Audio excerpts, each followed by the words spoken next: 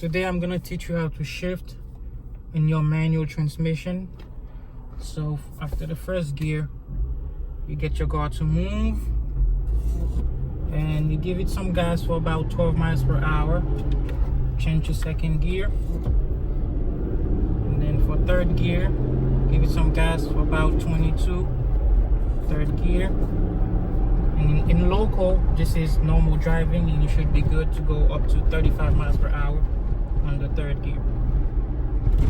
So to downshift, pretty much you can touch the brakes, and then below 20 miles per hour,